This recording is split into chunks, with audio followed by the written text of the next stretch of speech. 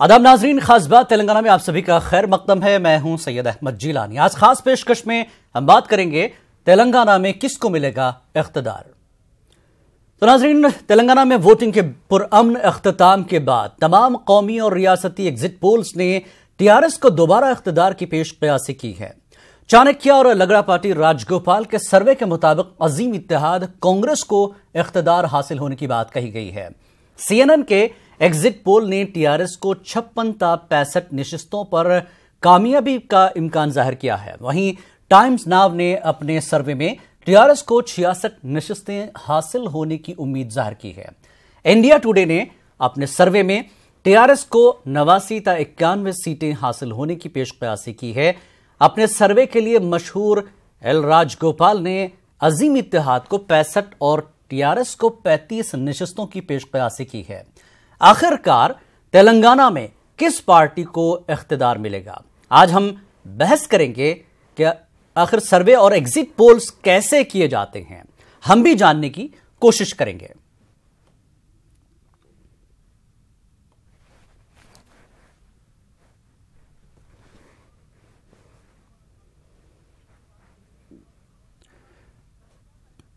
तो आइए, हमारे साथ तीन खास मेहमानों को हम जोड़ रहे हैं। सबसे पहले हम उनका तारुफ करवाएंगे। प्रोफेसर अफरोज आलम, सदर शोबे सियासियात और इनके मानू से हैं और जो इस वक्त हमारे साथ फोन लाइन पर जुड़ चुके हैं, और टीआर से कुछ देर में हम जोड़ने की कोशिश करेंगे। इनके अलावा टीआरएस की नुमाइंदगी करेंगे खलीकुर रहमान, जबकि सुल्तान आरिफ इकबाल कांग्रेस की नुमाइंदगी करेंगे। तो सबसे पहले सर्वे और एग्जिट पोल्स के मुताल्लिक जानने के लिए हम जानने की कोशिश करेंगे प्रोफेसर अफरोज आलम, जो कि अभी कुछ देर में जुड़ेंगे। जानना चाहेंगे कि तेलंगाना में जिस तरह का सर्वे, मुतज़ाद सर्वे मैं कहूँगा, खलीकुर रहमान साहब, आप कांग्रेस से टीआरएस में गए हैं, टीआरएस को एक तरह से बढ़त दिखाई जा रही है।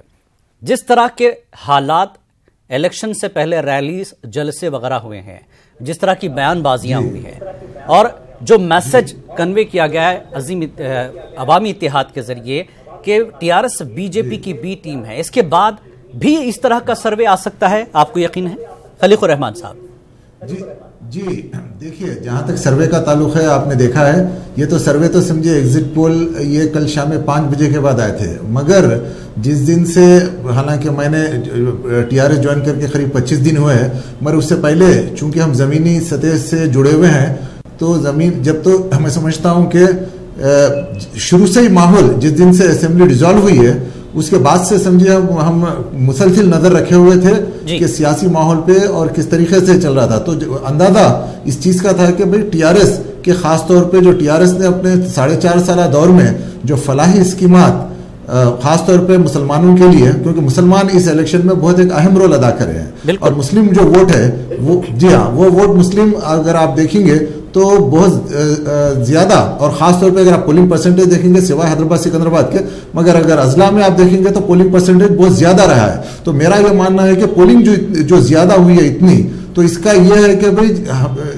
लोग जो घर के बाहर आए, खास तौर पे किसान अगर आप देखेंगे, क्योंकि टीआरएस गवर्नमेंट ने किसानों के लिए बहुत अच्छे, एक तो है कि रैतु बंधु जो स्कीम दी थी, जिसमें पर एकड़ किसान को समझिए 8,000 रुपये सालाना दिए गए, और उससे हटके एक उनकी इंश्योरेंस स्कीम भी दी गई है जो 5 लाख रुपए किसान के लिए। नहीं, ये सारी स्कीमें दी गई, सब कुछ बताया गया है टीआरएस की तरफ से, कुछ चीजें मिली भी हैं, चलिए ठीक है, ये मान लिया गया। लेकिन जिस तरह के इल्जाम और जवाबी इल्जाम लगाए गए इत्तेहाद की तरफ से, और खुद बीजेपी से जोड़ा गया, लेकिन बीजेपी आपको जो है कोई भाव नहीं देती है, ऐसे में वोट किसी हद तक जो है तकसीम होता हुआ भी नजर आया, लोगों का ये कहना है। हम भी गए थे न्यूज़ 18 उर्दू के सर्वे की तरफ से, तो क्या कहेंगे, किस तरह के हालात थे? जी देखिए, जहां तक महाकुटुंबी का ताल्लुक है, जो वो प्रजा कुटुंबी कह रहे हैं जिसको, मैं समझता हूँ कि महाकुटुंबी नाम सही है, प्रजा कुटुंबी का नाम जो है, मैं समझता हूँ कि जब रिजल्ट आ जाएगा 11 के दिन, तो वो प्रजा नहीं रहेगी, सिर्फ महाकुटुंबी रहेंगी, क्योंकि प्रजा जिसके साथ नहीं होती है तो प्रजा कुटुंबी नहीं कहला सकती। तो ये 11 दिसंबर को इसका पता चल जाएगा। और दूसरी सुल्तान आरिफ साहब, खलीकुर रहमान जो करें कि प्रजा तो टीआरएस के साथ जुड़ी है, आप प्रजा आपके साथ है, इत्तेहाद तो आप लोगों का बराबर था, लेकिन क्या प्रजा को आप जोड़ने, यानी आवाम को जोड़ने में कामयाब रहे? बिल्कुल। देखिए टीआरएस पार्टी का शुरू से हो रहा है, सुल्तान साहब इतने इल्जाम टीआरएस पार्टी ने लगाए हैं, उसके बावजूद भी समझे वोटर्स पर उसी किस्म का कोई असर नहीं हुआ। खासतौर पे कांग्रेस ने ये पूरी कोशिश की कि अपने मुसलमानों को इस पार्टी से दूर रखा जाए कि बीजेपी की बी टीम बना के, मगर जैसा कि आपने देखा है कि ये मुसलमान आपको 11 दिसंबर के दिन पता चल जाएगा। बिल्कुल, हम भी 11 तारीख का इंतजार करेंगे। सुल्तान आरिफ साहब क्या जवाब देंगे? तो मुझे कहने दीजिए कि चाहे कोई मुसलमान हो या कोई और वोटर पे किसी किस्म का असर नहीं पड़ा है कि जो महाकुटुंबी का जो इल्जाम था कि टीआरएस है जो बीजेपी की बी टीम है। ठीक है, जो असर हुआ नहीं हुआ वो 11 को पता चल जाएगा। ये टीम बन के उभर रही है। ठीक है सुल्तान साहब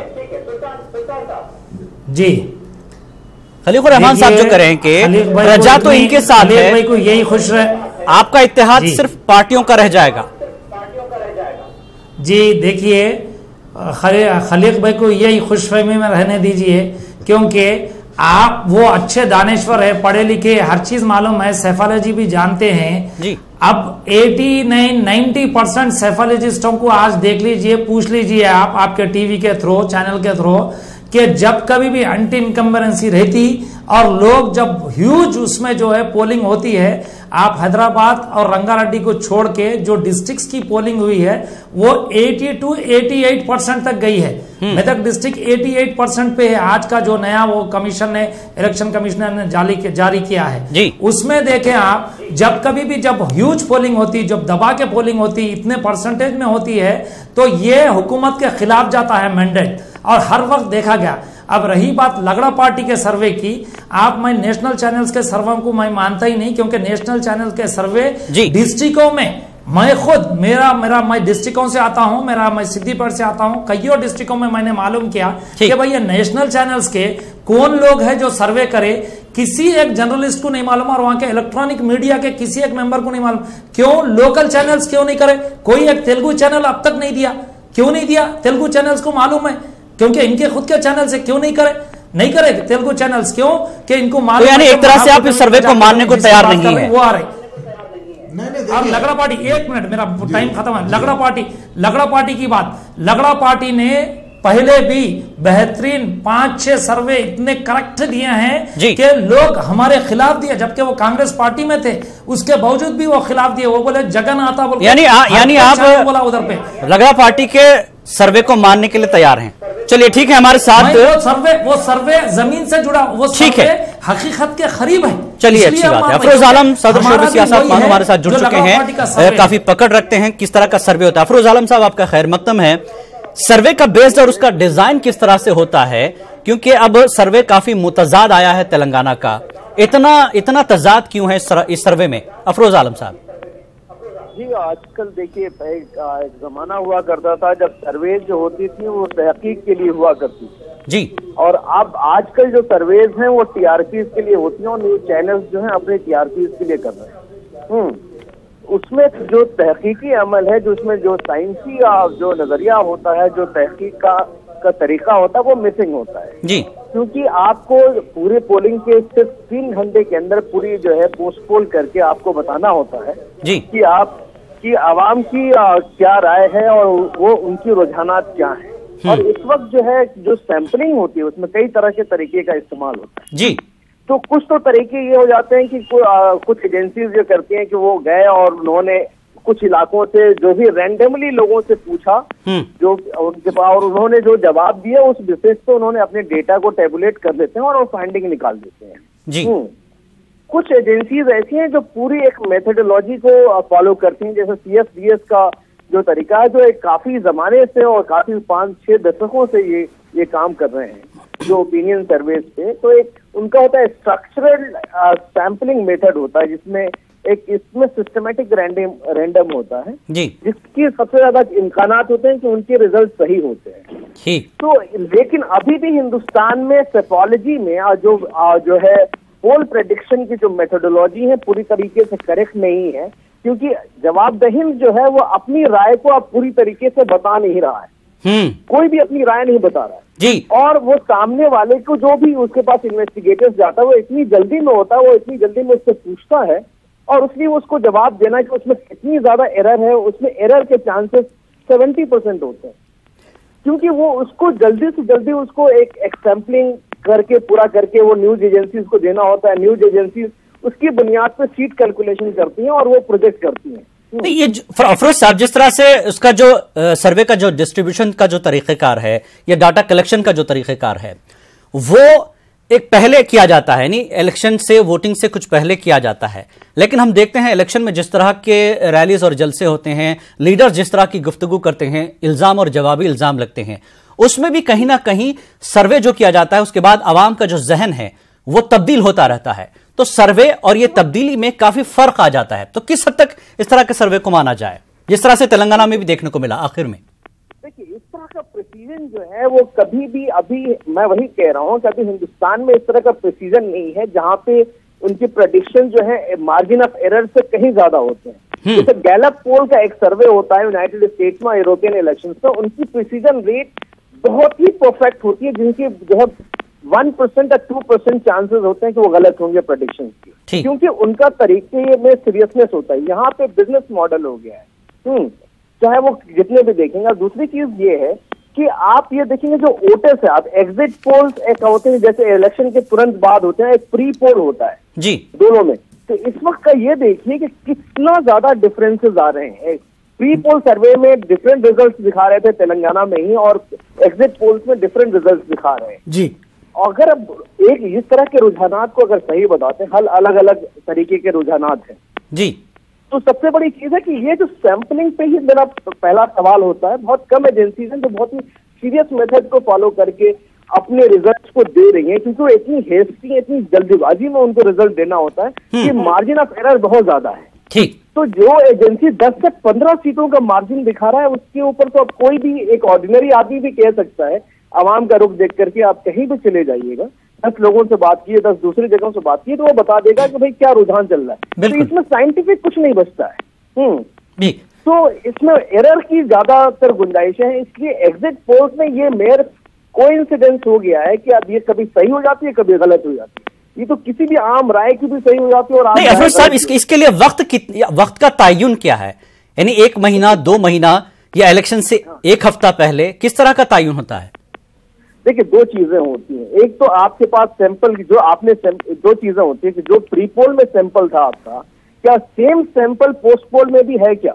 ठीक है। अगर सेम सैंपल है तो इसमें एरर होने के चांसेस कम होते हैं, उसमें गलतियां होने के चांसेस कम होती है, क्योंकि जो इन्वेस्टिगेटर होता है, जो फील्ड में जाता है, उससे एक रैपो बिल्डिंग हो जाता है। और एक बात हमेशा याद रखिए, जब भी आप किसी से सवाल करते हो, अगर आप भीड़ में सवाल करेंगे किसी से तो उसका जवाब अलग होगा, अगर उससे अकेले में सवाल करेंगे तो उसका जवाब अलग होगा। बिल्कुल बिल्कुल। तो ये होना, और जो फील्ड इन्वेस्टिगेटर है वो कमिटेड नहीं है अपने एजेंसीज के साथ। उसको लगता है कि अगर वो 10 जो जवाब दहिन के पास जाता है तो उसकी जो कोटा पूरा हो जा रहा है। ठीक, तो जो फील्ड इन्वेस्टिगेटर्स की लेवल पे जो गलतियां हो रही हैं, जो सही तरीके से, क्योंकि आप करेक्ट इंफॉर्मेशन लेकर के नहीं आ पा रहे हैं, उसके लिए इन्वेस्टमेंट की जरूरत है, टाइम की, वो नहीं दे पा रहे हैं। बिल्कुल, यानी ये जो टाइम सर्वे लेता है वो अलग चीज है, और जिस तरह की तब्दीलियां, सियासी सूरत हाल बदलती रहती है वक्त रहते रहते, और जब आप इलेक्शन के करीब पहुंच जाते हैं तो जहन तब्दील होते हैं। सुल्तान साहब, आप कुछ रिएक्शन देना चाह रहे थे? जी हाँ, इलेक्शन से पहले क्या आप मुझसे पूछ रहे हैं? जी, सुल्तान आरिफ इकबाल साहब। बात को थोड़ा आगे बढ़ाते हुए, कल जो है कईयों चैनल्स, नेशनल चैनल्स बतलाए कि भाई हम ये सर्वे करें, ये सर्वे करें। ताज्जुब होता, मैं नाम नहीं लेना चाहता, एक दो चैनल्स जो है ना, एक सर्वे में एक चैनल बतलाता है कि हमने जो है ना ह्यूज, यानी कि कम से कम, एक मैं नहीं बोल सकता, 100 आदमी का, मैं एक एग्जांपल दे रहा हूं, 100 आदमी का हमने जो है सैंपल लिया बोल के बोला, 100 आदमी का सैंपल लिया और वो बतला रहा है 91 सीट्स, सॉरी 100 आदमी का वो लेके वो बतला रहा 46 सीट्स टीआरएस को, यानी कांग्रेस को, और 47 सीट्स जो है टीआरएस को बतला रहा। और वही जो है कम लियासो वाला जो है, जो कम सैंपल लिया, यानी एक 25 आदमी का सैंपल लिया, वो जो है 91 सीट्स दिखा रहा टीआरएस को। इतना कैसा तजाद होता कोई चीज में? यानी कि नेशनल चैनल्स ने बेवकूफ बनाया तेलंगाना की पब्लिक को। ये नेशनल चैनल्स के पास कोई टीम नहीं है वर्क करने के लिए, और ना ग्रास रूट पे इनका कोई टीम गई नहीं, खाली ये लोग अंदाजे पे ये गोलियां मार रहे हैं। ठीक है, एक अहम खबर आई है, मैं आपको कुछ वक्त के लिए रुकूंगा। एक अहम खबर मैं सबको बता देना चाहता हूं, जम्मू कश्मीर से इस वक्त एक खबर आ रही है। जम्मू कश्मीर में श्रीनगर के मुज़फ्फराबाद में वाक़े महबागुंड इलाके में फौज और मिलिटेंटों के बीच इनकाउंटर शुरू हो गया है। बताया जाता है कि इलाके में 2 से 3 मिलिटेंट छुपे हैं। इत्तलात के मुताबिक इलाके में मिलिटेंटों की मौजूदगी के बाद फोर्सेस ने मुहासरा करके तलाशी कार्रवाई शुरू की थी। इलाके में फोर्सेस का ऑपरेशन जारी है। कुछ मुश्तइल नौजवानों की जानिब से फोर्सेस पर पथराव की भी इत्तला है। फोर्सेस और नौजवानों में झड़पें भी हो रही हैं।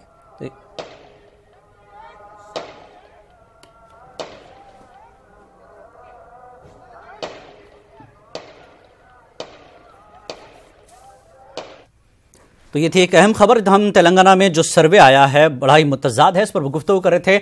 सुल्तान आरिफ साहब ने जिस तरह से कहा कि इस तरह के सर्वे को नहीं माना जा सकता। खलीकुर रहमान साहब, जिस तरह से अफरोज आलम साहब ने पूरी तफसील रखी कि किस तरह के सर्वे होते हैं, किस ढंग से होते हैं, तो किस तरह से टीआरएस खुशी में महू रहेगी या फिर हकीकत का सामना वाकई अपने तौर पर भी कुछ करने की कोशिश करेगी रिजल्ट से पहले? नहीं देखिए जी जहां तक सर्वेस का ताल्लुक है, ये सर्वेस जो है जो खासतौर पे जो एग्जिट पोल है, इसका रिवाज अब से नहीं है। एग्जिट पोल हर इलेक्शन के बाद होता है, और खासतौर पे जहां तक नेशनल चैनल्स है, नेशनल चैनल्स का एक बहुत बड़ा मैकेनिज्म होता है, और वो जो सर्वेस करते हैं बहुत ही उनकी जो मेथोडोलॉजी है सर्वेस की, और बहुत ही टेक्निकल अंदाज में वो सर्वे किया जाता है। तो और उनके पास जो सैंपलिंग भी जो होती है, अगर आप देखेंगे, क्योंकि जैसा अभी सुल्तान भाई बता रहे थे कि भाई 25 आदमी, या मैं समझता हूं कि कोई भी सर्वे अगर 25 आदमी के ऊपर अगर मबनी रहे, नहीं कह रहा हूं, तो मैं समझता हूं कि वो तो कोई भी नहीं मान सकता सैंपल अगर वो, तो जी हाँ, तो ये जो होता है। और दूसरी चीज ये होती है कि देखिए जहां तक चैनल से, ये चैनल खुद अपने तौर पे भी करते हैं, और उससे हटके समझिए बाज एजेंसीज है जिसको ये लोग इन्वॉल्व करते हैं सर्विस करने के लिए। उससे हटके जितने पॉलिटिकल पार्टीज है, जैसा कांग्रेस है और दूसरे जितने पॉलिटिकल पार्टीज है, वो पार्टीज भी अपने तौर पे सर्वे करते हैं। पहले जो सर्वे करते हैं वो अपने कैंडिडेट्स के सिलेक्शन के लिए करते हैं, उसके बाद भी वो सर्वे करते हैं कि भाई आवाम का क्या रुझान है उसको देखने के लिए। तो ये जब जितने जो सर्वेज है, जो एग्जिट पोल होते हैं, जो एग्जिट पोल इसके बाद यानी हर जगह का जो सैंपलिंग जो आती है, उसके बाद कई जो पैरामीटर्स होते हैं उसको मद्देनजर रखने के बाद ये लोग एक नतीजे पे पहुंचते हैं कि भाई यहाँ पे, जैसा आप तेलंगाना की मैं आपको मिसाल देता हूं कि भाई यहाँ पे जैसा कि टाइम्स नाउ ने कहा है कि भाई 66 सीट्स टीआरएस को आएंगे और बाकी का 35 या 37 जो है कांग्रेस को रहेंगे, और दूसरे पार्टीज का उन्होंने बताया। उसी तरीके से अगर आप देखेंगे तो राजस्थान का भी उन्होंने सर्वे बताया, राजस्थान में वो लोग कांग्रेस को समझिए जिता रहे हैं। तो इसका मतलब यह है कि अगर सुल्तान भाई तेलंगाना में अगर टाइम्स नाउ के नेशनल चैनल के सर्वे को अगर गलत मानते हैं, तो फिर राजस्थान में भी मैं समझता हूं आप किस तरीके से उसको आप एक्सेप्ट करते हैं। चलिए ठीक है, सुल्तान आरिफ जवाब देंगे। नहीं, तो मैं ये कहना चाहता हूं कि जहां तक देखिए सर्वेस तो अपनी जगह है, मगर उससे हटके जैसा कि हर पार्टी में, जैसा आप सुल्तान भाई यहाँ पे बैठे हैं कांग्रेस पार्टी के नुमाइंदे बन के, मैं बैठा, तो हर, क्योंकि हम लोग जो है जमीन से जुड़े हुए, हर पॉलिटिकल जो पार्टी में आदमी रहता है उसको अंदाजा होता है कि भाई आवाम का किस तरीके से। सुल्तान आरिफ साहब, आप राजस्थान में तो मानते हैं, लेकिन यहाँ तेलंगाना में मानने को तैयार नहीं। सर्वे फिर वही करते हैं, वही लोग कौन का सर्वे है। नहीं, मुझे जो 66 का फिगर जो टाइम्स नाउ ने दिया है, मैं कह रहा हूं कि ये फिगर से हम बहुत ज्यादा आगे जाने वाले हैं। और रहा ठीक है, चलिए जैसा कि आप जानते हैं, यहाँ पे जो पूरा माहौल जो बनाया जा रहा था कि कांग्रेस ने पूरे आंध्रा जो तेलुगु देशम पार्टी जो तेलंगाना की मुखालिफ थी पार्टी और कभी नहीं चाहती थी, ठीक है, वो इख्तिलाफात अपनी जगह है, सर्वे पर बात नहीं। सुल्तान आरिफ, लगड़ा पार्टी साहब को आपने देखा है, मौका दीजिए, एजुटेशन के टाइम पे ठीक छोड़ दीजिए, वो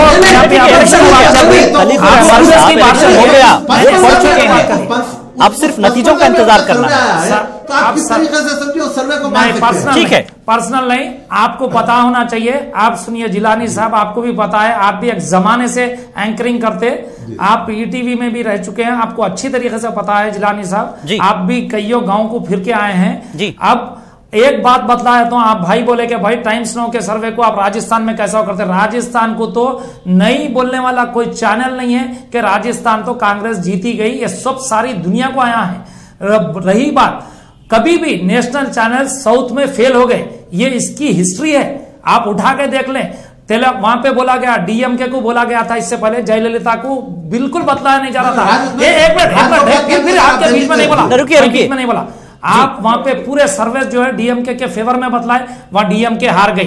परसों का लेटेस्ट सर्वे कर्नाटक को हर कोई बोला कि भाई नंबर 1 पे कांग्रेस पार्टी रहती बोल के तकरीबन 10 में से 6-7 सर्वे बोले। उसके बावजूद लकड़ा पार्टी का सर्वे एक ही बात बोला, कांग्रेस को नाराज करे तो भी एक ही बात बोला कि भाई कांग्रेस पार्टी सेकंड नंबर पे रहेंगी बोला। तो यहाँ पे साउथ में क्या है, साउथ का अलग मिजाज है। साउथ में नेशनल चैनल खलीकुर रहमान साहब, जिस तरह से सुल्तान आरिफ कह रहे हैं कि यहाँ का मिजाज अलग है, जात पात की सियासत है, जहां जहां टिकट दिए गए वहां लाजमी बात है बीसी वर्सेस बीसी, ठीक है, एससी वर्सेस एससी, मुसलमान वर्सेस मुसलमान, इस तरह से टिकट बांटे गए। सभी पार्टियों ने ये कोशिश की है। ऐसे में बीजेपी भी अपनी जमीन तलाश रही है। मुसलमान यहाँ पे नहीं हुआ है, अगर आप देखें तो मैं समझता हूँ यहाँ पे मैं आपको वो करना पड़ेगा।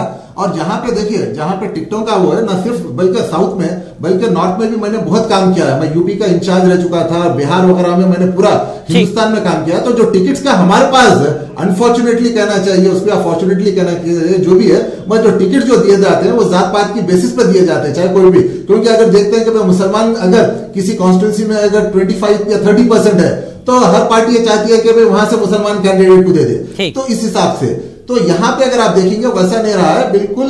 यहाँ पे जो सर्वे जो किए गए हैं, एक सर्वे तो अपनी हद तक है, मगर उससे हटकर मैं आपको ग्राउंड रियलिटी आपको बताना चाहता हूं कि यहाँ की जो ग्राउंड रियलिटी है, जैसा कि अभी मैं कह रहा था कि जो वोटिंग जो परसेंटेज है, वोटिंग परसेंटेज इस चीज की दलील देता है कि भाई लोग चाह रहे थे कि भाई यहाँ पे जो है टीआरएस जिस तरीके से 4.5 साल उसकी कारकिर्दगी रही है उसको मौका देना चाहते थे, इसलिए लोग घर के बाहर निकल। अरे कभी सैफालजी का ये मेथड है, सैफालजी का मेथड सवाल है, आलम साहब आपके उस पे है, आप दोनों से मैं आपको रखता हूं, ठीक है सर। न्यूज 18 उर्दू ने सियासी सफर के नाम से एक प्रोग्राम किया था, आपने देखा भी होगा।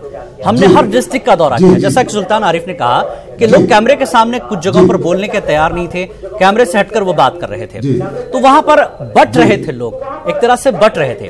तो ये चीज भी हमको देखने को मिली। आपको एक बात बोलता चलो, ये बात को मैं आगे बढ़ाना चाह रहा हूँ, ठीक है, कईयों जगह के, लेकिन सर आप जब इत्तेहाद नहीं हो रहा था, बातचीत चल रही थी, तब तक ही यकीन हो रहा था कि टीआरएस अपनी कारकर्दगी पर आगे जा सकती है।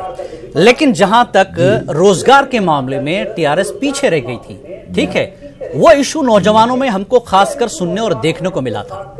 तो क्या इसके बावजूद जितना यूथ है, कोई मेजॉरिटी हो दो, माइनॉरिटी में हो दो, सुल्तान साहब खलीफ साहब को तारीख में टीआरएस से नाराज है, ठीक है, नाराज है। सबसे ज्यादा अगर हमको वोट मिले हैं तो वो यूथ के वोट मिले हैं। आपको 11 के दिन आपको पता चल जाएगा, मैं आपको बताऊंगा, 11 के दिन आपको पता चलेगा सबसे ज्यादा। खलीफ साहब जो वादे हमने सवालात किए थे कुछ, कि खुद केसीआर ने कहा था कि पानी, बिजली, रोजगार, ठीक है, पानी बिजली में कुछ लोगों ने कहा ठीक है, चलिए अच्छा है। रोजगार को लेकर नौजवान नाराज नजर आए। आप अच्छी तरह से जानते हैं ओयू के स्टूडेंट्स भी आपके खिलाफ निकले थे। परसेंटेज यही बता रहा है, परसेंटेज गिरने की वजह यह भी तो हो सकती है कि यूथ कहीं ना कहीं कटा है टीआरएस से। मानेंगे आप इसको?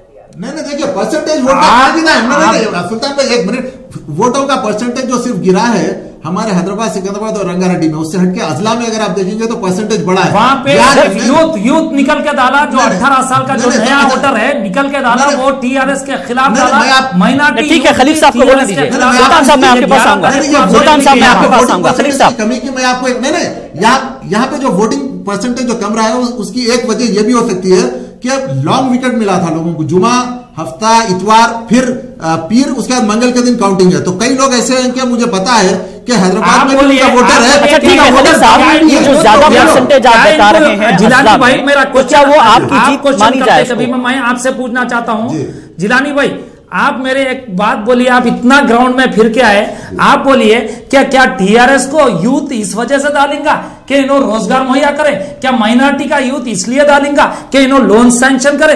क्या इसलिए डालेंगा यूथ? यूथ निकल के डाला। साइकोलॉजी का यह मेथड है, जब कभी भी पब्लिक निकलती है वोट डालने के लिए, जोक दर जोक 80% के अबव निकली है, तो इनका जनाजा उठने वाला है। 11 तारीख को जनाजा उठेगा। इनके सीएम साहब फार्म हाउस तक रहेंगे और इनके केटीआर साहब अमेरिका भाग जाएंगे। सुल्तान आरिफ साहब, ठीक है। खलीक साहब, आप मानते हैं कि परसेंटेज ज्यादा हुआ इसलिए आप जीत रहे हैं, ठीक है, ये आपका एक सोचना है। कांग्रेस से मेरा सवाल है, कांग्रेस से ये सवाल है कि एक पार्टी बिना किसी इत्तेहाद के अकेले सामने आ रही है, ठीक है, कांग्रेस, टीडीपी, सीपीआई, टीजेएस। ये सवाल भी लोगों में था कि 4 लोग इत्तेहाद करके एक पार्टी से मुकाबला क्यों कर रहे हैं? सुल्तान आरिफ साहब जी बोलिए।